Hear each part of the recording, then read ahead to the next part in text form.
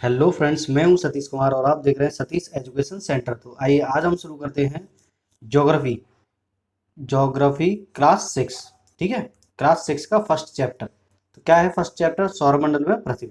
तो इससे पहले हम बता देते हैं कि एनसीईआरटी हिस्ट्री क्लास 6 स्टैंडर्ड का हमने 4 चैप्टर करा दिए हैं। तो प्लीज़ उन्हें देखिए और बताइए, कमेंट्स कीजिए कि क्या सही है और क्या गलत है। कमेंट्स करके जरूर बताना, ठीक है।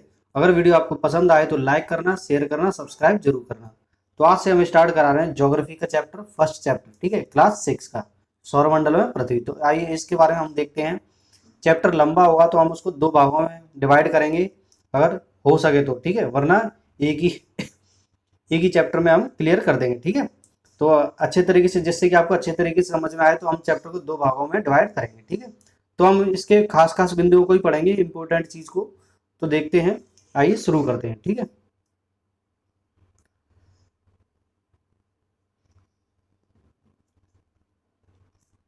तो देखते हैं,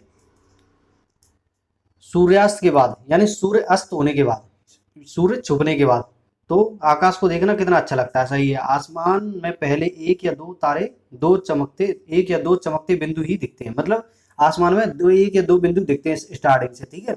लेकिन बाद में इनकी संख्या बढ़ती जाती है। तो तारे क्या है, बढ़ते जाते हैं धीरे धीरे।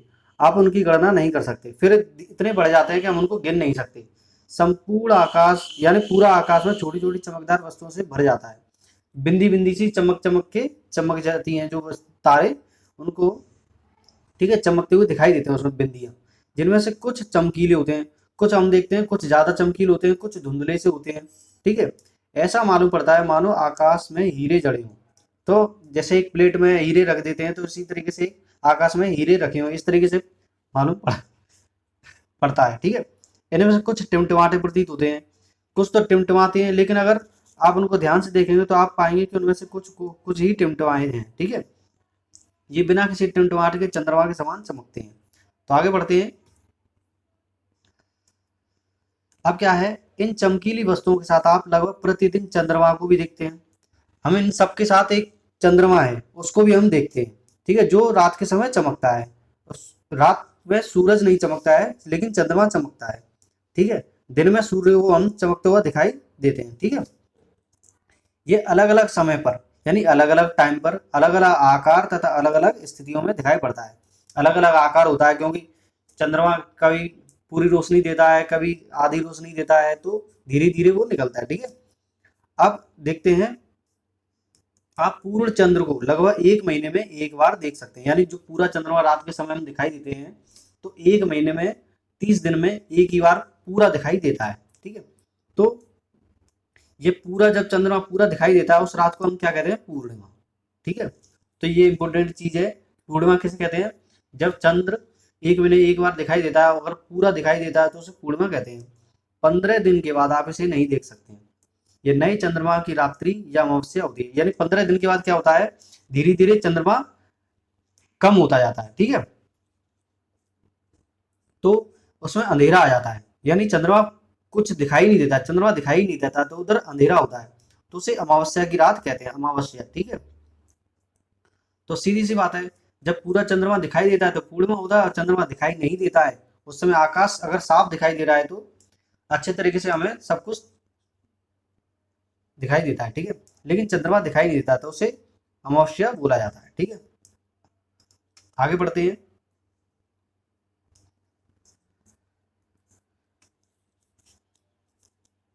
क्या आपको इस बात पर आश्चर्य नहीं होता कि हम दिन के समय चंद्रमा, ठीक है, हम दिन के समय चंद्रमा एवं इन सभी छोटी चमकीली वस्तुओं को क्यों नहीं देख सकते हैं? हम दिन के समय चंद्रमा को भी नहीं देख पाते हैं, और साथ तारे जो है टिमटिमाते हैं, उन सबको भी नहीं देख पाते हैं। क्यों? ऐसा क्यों? क्योंकि सूर्य के अत्यधिक तेज प्रकाश के कारण रात के समय चमकने वाली वस्तुओं को हम दिन में नहीं देख सकते हैं। क्योंकि दिन में जो सूर्य चमकता है, इतना तेज चमकता है कि उसको हम अन्य चीजों को नहीं देख सकते हैं, ना चंद्रमा को देख सकते हैं ना तारों को, लेकिन वो निकलते हैं लेकिन हमें दिखाई नहीं देते, ठीक है। तो आगे बढ़ते हैं। सूर्य, चंद्रमा तथा वे सभी वस्तुएं जो रात के समय आसमान में चमकती हैं, खगोलीय पिंड कहलाती हैं, ठीक है। तो क्या है, दोबारा से पढ़ देते हैं। सूर्य, चंद्रमा तथा वे सभी वस्तुएं जैसे तारे वगैरह जो रात के समय हमें आसमान में चमकती हैं, वो खगोलीय पिंड कहलाते हैं। मतलब खगोलीय पिंड किसे कहते हैं? जो रात के समय में चमकती हुई दिखाई देती हैं, वो सब खगोलीय पिंड कहलाती हैं। ठीक है, तो ये खगोलीय पिंड के बारे में आगे पढ़ते हैं। अब खगोलीय पिंड बड़े आकार वाले तथा गर्म होते हैं। कुछ खगोलीय पिंड कैसे होते हैं? बड़े आकार वाले। कुछ खगोलीय पिंड छोटे छोटे ऐसे छोटे होते हैं। लेकिन बड़े जो आकार वाले खगोलीय पिंड होते हैं, ये गैसों से बने होते हैं। इनके पास अपनी ऊष्मा होती है। जो खगोलीय पिंड होते हैं, जो इनके पास अपनी ऊष्मा होती है, गर्म होते हैं और प्रकाश भी अपना होता है। ठीक है, जिससे वे बड़ी मात्रा में उत्सर्जित करते हैं। उत्सर्जित मतलब जैसे ये सूर्य है, ये सौरी चारों तरफ फैलाते हैं प्रकाश को। ठीक है, उनके पास अपनी ऊष्मा होती है। ठीक है, इन खगोलीय पिंडों को तारा कहते हैं। और सूर्य इसी तरह हमारा जैसे एग्जाम्पल है, एक सूर्य एक तारा है, क्योंकि ये सूर्य होता है। ठीक है, ये इसके पास अपनी ऊष्मा है और ये प्रकाश अपने से उत्सर्जित करता है दूसरों को। ठीक है, तो इसके खुद का प्रकाश है, खुद की ऊष्मा है, तो इसीलिए इसको तारा कहा जाता है। ठीक है, तो जिसमें खुद का प्रकाश होता है, खुद का रोशनी होती है, खुद की रोशनी होती है, उसे हम क्या कह देते हैं? तारा। ठीक है, खुद का प्रकाश हो और खुद की रोशनी हो, उसे हम क्या कहते हैं? तारा। तो तारा एक सूर्य है। ठीक है, तो क्या है? कुछ खगोलीय पिंड इस तरीके के होते हैं जिसमें खुद का ऊष्मा होती है, कुछ खगोलीय पिंड में खुद की ऊष्मा नहीं होती है। तो आगे बढ़ते हैं, तो आपको अच्छे तरीके से समझ में आ गया होगा कि कुछ खगोलीय पिंड में खुद की ऊष्मा होती है, कुछ खगोलीय पिंड में नहीं होती है। तो जैसे कुछ खगोलीय पिंड में खुद की ऊष्मा होती है, तो उसे हम क्या कहते हैं? तारा। तो सूर्य भी एक तारा है। ठीक है, कुछ खगोलीय पिंड छोटे होते हैं। ठीक है, तो इसके बारे में आपको अच्छे तरीके से समझ में आ गया होगा। तो आगे बढ़ते हैं।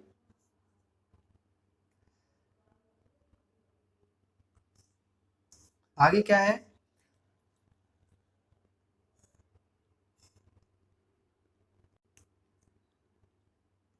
आगे क्या है? रात के समय चमकते हुए अनगिनत तारे। जो रात के समय चमकते हुए अनगिनत, जिसे जितने मतलब जिसे हम गिन नहीं सकते हैं, अनगिनत तारे सूर्य के समान ही हैं। मतलब रात के समय जो अनगिनत तारे चमकते हैं, वो सूर्य के समान ही हैं, लेकिन हमसे बहुत अधिक दूर होने के कारण, यानी हमसे बहुत दूर है वो, इसलिए हम लोग उनकी ऊष्मा या प्रकाश को महसूस नहीं करते हैं। क्योंकि सूर्य हमारे पास है। तो पास का मतलब ये नहीं है कि बहुत पास है, तो इसकी दूरी हम बताएंगे, लेकिन वो हमें साफ दिखाई देता है और उसकी ऊष्मा और प्रकाश हमें साफ नजर आता है। ठीक है, और फीलिंग आती है। लेकिन तारे इतनी दूर है कि हम उसकी ऊष्मा और प्रकाश को हम नहीं ले सकते हैं, इसलिए वो छोटे दिखाई देते हैं। ठीक है, वे अत्यंत छोटे दिखाई पड़ते हैं। ठीक है, दूर होते हैं, इसलिए वो छोटे दिखाई पड़ते हैं। ठीक है, आगे बढ़ते हैं। आगे क्या बोला है? आपने अवश्य ध्यान दिया होगा कि कुछ दूरी से देखने पर सभी वस्तुएं छोटी दिखाई पड़ती हैं। ठीक है,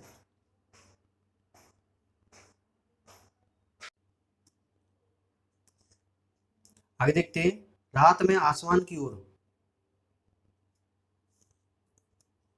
रात्रि में आसमान की ओर देखते समय आप तारों के विभिन्न समूहों द्वारा बनाई गई विविध आकृतियों को देख सकते हैं।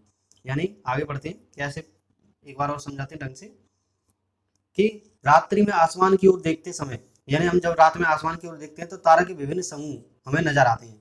तारों के विभिन्न समूह मतलब एक जी तारा हो गए, ये समूह हो गया, फिर इधर समूह हो गया एक तारों का। ठीक है, फिर इधर एक समूह हो गया, फिर इधर एक समूह हो गया। ठीक है,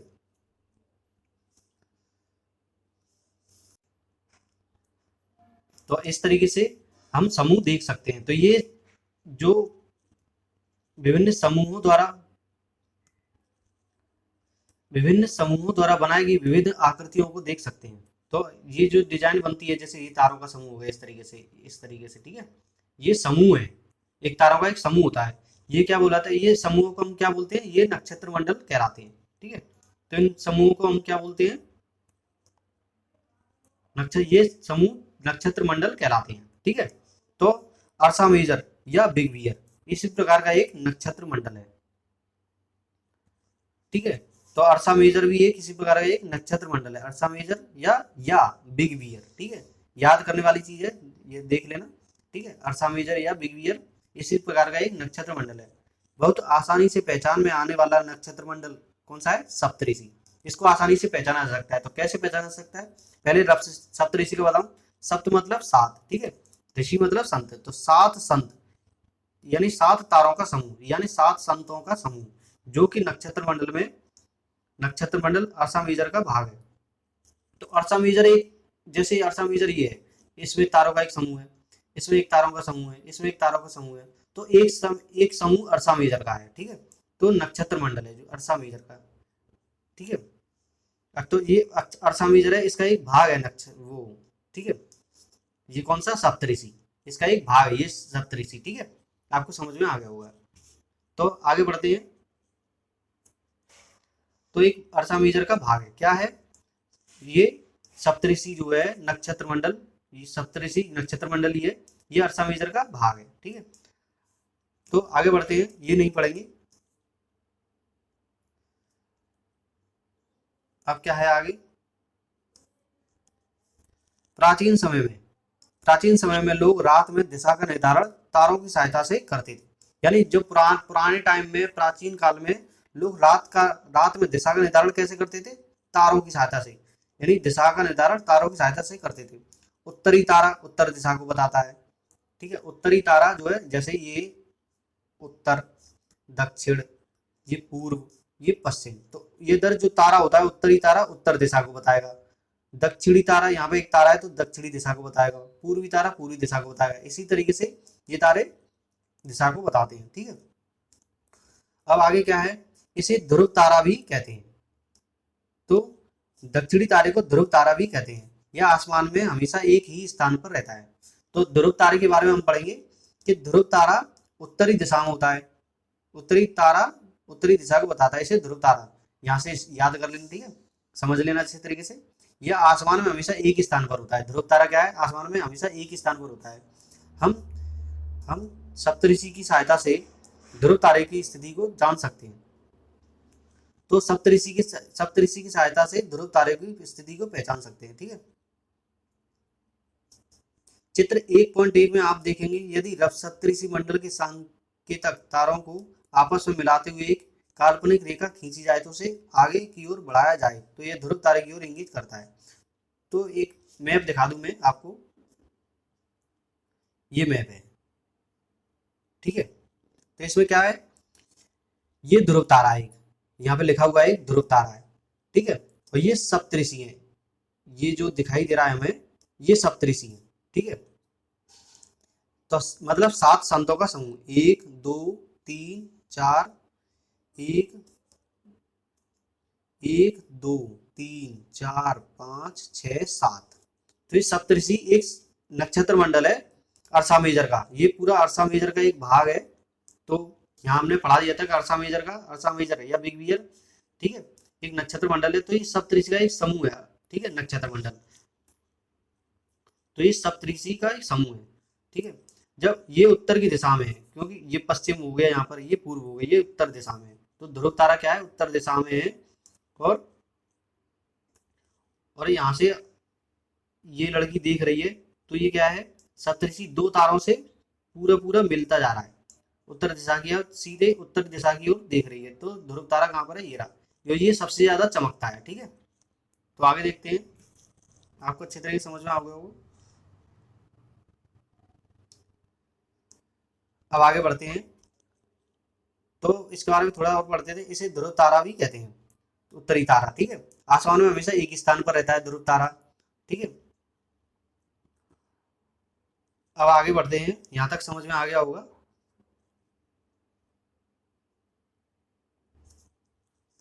कुछ खगोलीय पिंड में अपना प्रकाश एवं ऊष्मा नहीं होती है। हमने ऊपर जैसे पढ़ा दिया है, कुछ खगोलीय पिंडों में अपना प्रकाश या ऊष्मा होती है, जैसे सूर्य, ठीक है। और अब क्या है, कुछ खगोलीय पिंडों में अपना प्रकाश एवं ऊष्मा नहीं होती है, वे तारों के प्रकाश से प्रकाशित होते हैं। मतलब जैसे एक तारा है, ये खगोलीय पिंड है, एक ये खगोलीय पिंड है, इसमें ये सूर्य है, मतलब मान लेते हैं, तो इसमें अपना प्रकाश है, अपना ऊष्मा है। और ये खगोलीय पिंड ये है, इसमें अपना प्रकाश और ऊष्मा नहीं है। तो ये कैसे चमकेगा, इसके प्रकाश से चमकेगा, ठीक है। तो ये जब चमकेगा तो ये खगोलीय पिंड है, लेकिन ये तारा नहीं कहलाए, क्योंकि इसमें अपना खुद का प्रकाश और ऊष्मा नहीं है।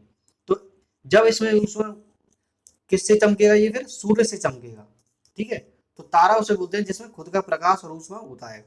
और जिसमें खुद का प्रकाश ऊष्मा नहीं होता है, ठीक है, उसे हम तारा नहीं बोलते हैं। तो उसे ऐसे पिंड को हम क्या बोलेंगे, ग्रह। जिसमें खुद का प्रकाश और ऊष्मा नहीं होता है उसे ऐसे पिंड को हम ग्रह बोलते हैं। ठीक है, आगे बढ़ते हैं।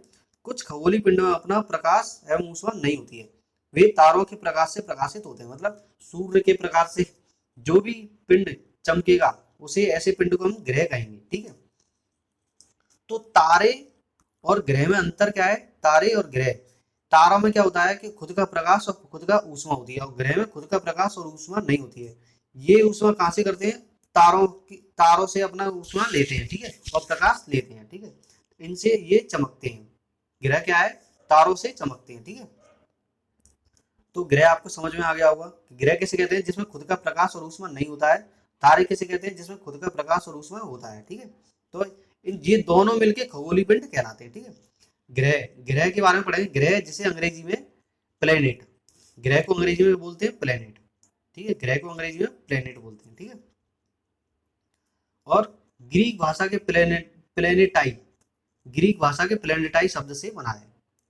तो ग्रीक भाषा के प्लेनेटाई शब्द से बना है, जिसका अर्थ होता है परिभ्रमक, अर्थात परिभ्रमक अर्थात चारों ओर घूमने वाले। परिभ्रमक क्या होता है? चारों ओर घूमने वाला। ठीक है, पृथ्वी जिस पर हम रहते हैं एक ग्रह है। तो अच्छे तरीके से समझना कि पृथ्वी एक ग्रह है जिसमें अपना खुद का प्रकाश और ऊष्मा नहीं है, लेकिन ये खगोलीय पिंड में आते हैं सब।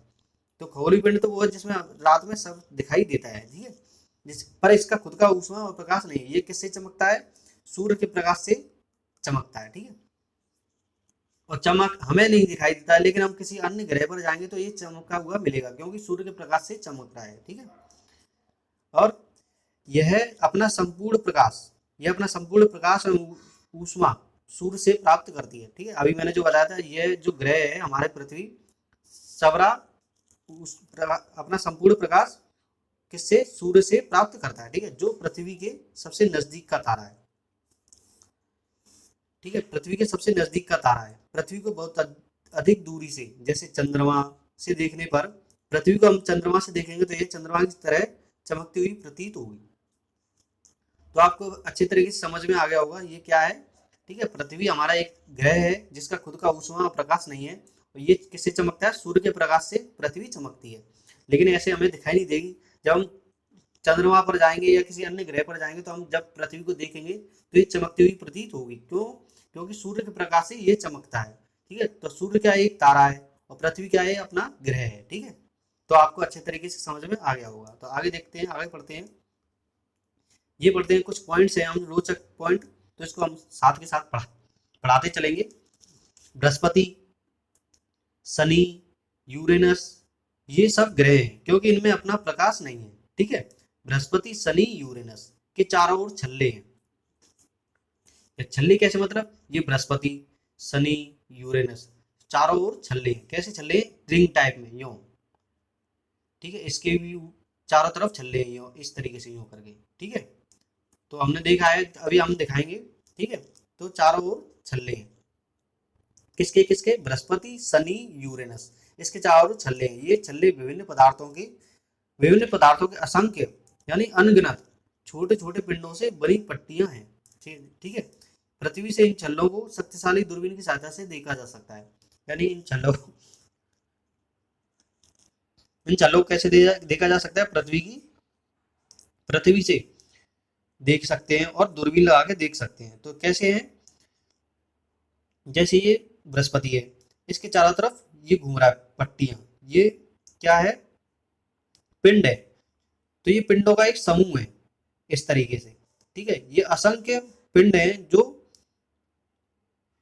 तारे नहीं बोलेंगे इनको, तो ये चमकते नहीं है। ठीक है, लेकिन ये क्या है?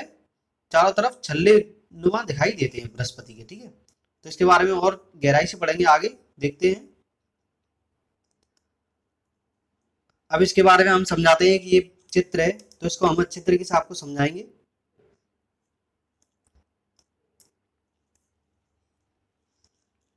सूर्य है, ये हमारा सूर्य है। ठीक है, तो अब सूर्य क्या है? बहुत दूर है हमसे, तो इसलिए हमें छोटा दिखाई देता है। ठीक है, अब इसके सबसे नजदीक का ग्रह कौन सा है? बुध। ये बुध है, इसके चारों ओर चक्कर लगा रहा है ये बुध। ठीक है, कितनी दूरी है इसकी? 58 मिलियन 1 मिलियन 10 लाख किलोमीटर के बराबर होता है। ठीक है, तो कितने 58 मिलियन मतलब 5 करोड़ 80 लाख किलोमीटर दूर है। ठीक है, इसके अब बुध, बुध के बाद क्या आता है शुक्र। ये बुध हो गया हमारा,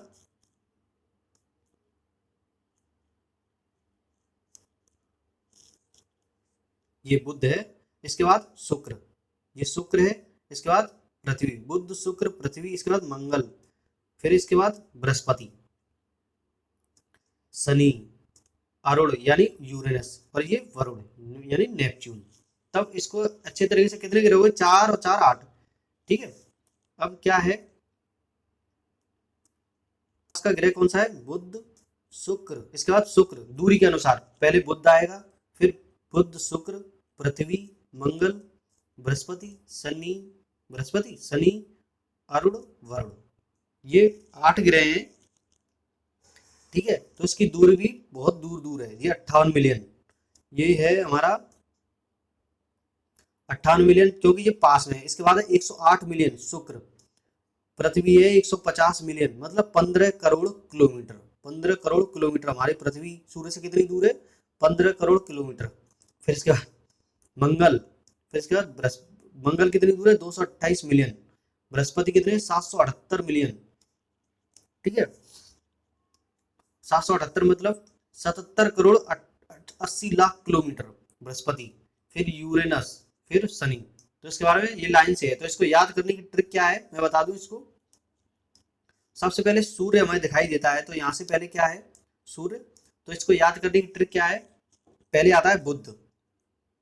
ठीक है, बुध, फिर एक छोड़ के एक आप याद कर सकते हो, बुध के बाद बृहस्पति आता है, बृहस्पति, तो बृहस्पति को हम छोड़ देंगे, फिर शुक्र, फिर शनिवार आता है, बुध शुक्र पृथ्वी, शनिवार इतवार मतलब पृथ्वी मान लेते हैं। ठीक है, तो एक छोड़ के हम याद कर सकते हैं, तो वैसे पहले आता है बुध, बृहस्पति को छोड़ देंगे, फिर बुध शुक्र, ठीक है, पृथ्वी यानी इतवार, शनिवार छोड़ देंगे। ठीक है, इस तरीके से हम पृथ्वी मंगल यानी फिर सोमवार उसको छोड़ देंगे, फिर मंगल आता है, बुध को छोड़ देंगे, फिर बृहस्पति आता है। तो एक बार और अच्छे तरीके से समझा दूं कि अगर नहीं समझ में आया तो, जैसे पहले आता है बुध, बृहस्पति को छोड़ देंगे, शुक्र आ गया उसके बाद, तो इसका क्रम यही है बुध शुक्र पृथ्वी मंगल बृहस्पति शनि अरुण वरुण। ठीक है, पहले बुध बृहस्पति छोड़ देंगे, फिर शुक्र शनि छोड़ देंगे, पृथ्वी यानी इतवार समझ लेते हैं। ठीक है, फिर सोमवार आएगा, ठीक है, सोमवार को छोड़ के मंगल, पृथ्वी मंगल, फिर अरुण वरुण, तो एक छोड़ के हम याद कर सकते हैं। ठीक है, तो इसके बारे में और जानकारी नीचे पढ़ते हैं हम। नीचे क्या है पहले ये पढ़ते हैं,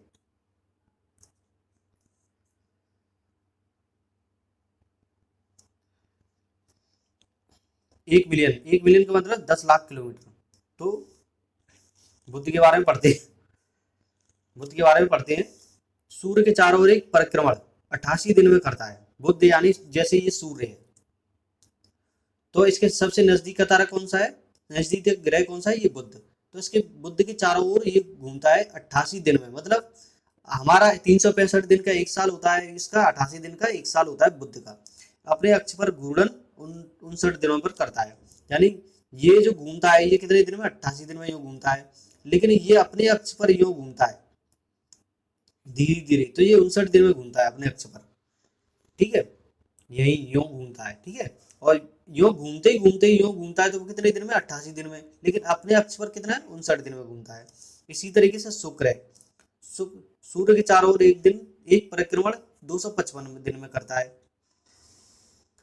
तो शुक्र क्या है 255 दिन में सूर्य का परिक्रमा करता है, बुध क्या है 88 दिन में परिक्रमा करता है सूर्य के, बुध हो गया ये 88 दिन में, फिर उसके बुध शुक्र ये 255 दिन में, पृथ्वी कितने 365 दिन में, यानी एक साल होता है हमारा 365 दिन। ठीक है, तो यहाँ पृथ्वी है, तो पृथ्वी हमारे सूर्य के चारों ओर चक्कर लगाती है। ठीक है, 365 दिन में एक चक्कर लगाती है, और अपने एक दिन में एक जो ये खुद का चक्कर लगाती है एक दिन में, यानी 24 घंटे में खुद का एक चक्कर लगाती है, और चारों तरफ और कितना चक्कर लगाती है 365 दिन में एक दिन में, ठीक है।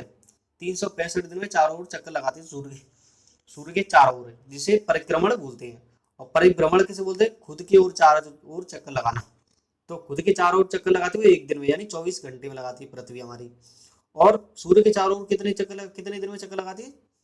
एक साल में यानी 365 दिन में। ठीक है, तो इसी तरीके से ये बुध का भी समझ लेना, 88 दिन में, और खुद का 59 दिन में। ठीक है, और पृथ्वी इसी तरीके से 365 दिन में एक साल होता है, और एक दिन में अपना घूर्णन करती है, परिभ्रमण जिसे कहते हैं। ठीक है, परिक्रमण में क्या अंतर है मैं समझा दूं। परिक्रमण होता है सूर्य के चारों ओर चक्कर लगाना, और परिभ्रमण होता है कि पृथ्वी जब खुद का चक्कर लगाती है ऐसे करके। जो सूर्य है, ये हमारी पृथ्वी है, जब पृथ्वी इसके चारों ओर सूर्य के चारों ओर चक्कर लगाती है तो इसे बोलते हैं परिक्रमण। ठीक है, अब जब ये पृथ्वी है, अब जब खुद का चक्कर लगाती है पृथ्वी, हमारी पृथ्वी खुद का एक दिन में यानी 24 घंटे में खुद का एक चक्कर लगाती है, इसे परिभ्रमण कहते हैं। ठीक है, परिभ्रमण। और परिक्रमण किसे कहते हैं? जब सूर्य के चारों ओर चक्कर लगाती है।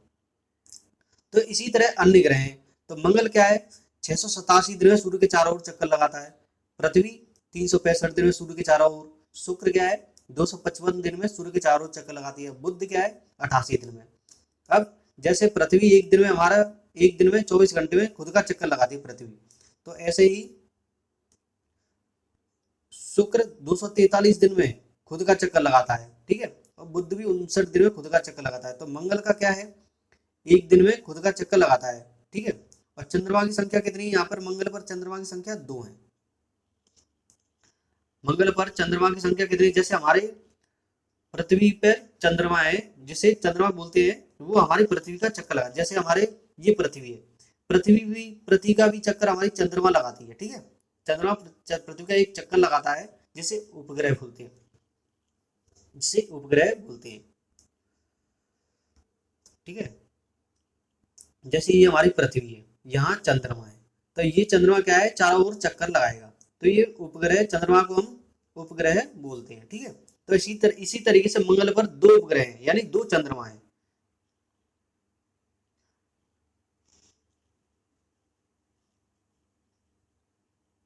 ठीक है, आगे देखते हैं। अब बृहस्पति के बारे में क्या है? बृहस्पति सूर्य के चारों ओर एक परिक्रमण, सूर्य के जब चारों ओर एक परिक्रमण कितने साल में लगाता है? 11 साल और 11 महीने में। जब ये जैसे सूर्य है, ये बृहस्पति है, तो 11 साल 11 महीने में सूर्य के चारों ओर चक्कर लगाता है। ठीक है, लगभग 12 साल समझ लो, 12 साल में एक चक्कर लगाता है बृहस्पति सूर्य के। अपने अक्ष पर 9 घंटे 56 मिनट। अपने अक्ष पर कितने टाइम में घूमता है ये? अपने अक्ष पर 9 घंटे में घूमता है, 9 घंटे 56 मिनट में। और इस पर चंद्रमा की संख्या कितनी है? 53। चंद्रमा की संख्या बृहस्पति पर कितनी है? 53। ठीक है, अब शनि के बारे में बात करते हैं। सूर्य के चारों ओर परिक्रमण कितने दिन में? शनि 29 साल 5 महीने, यानी सूर्य के चारों ओर शनि कितने दिन में चक्कर लगा सकता है? 29 साल 5 महीने। अब अपने अक्ष पर कितना घूर्णन करता है? 10 घंटे 40 मिनट।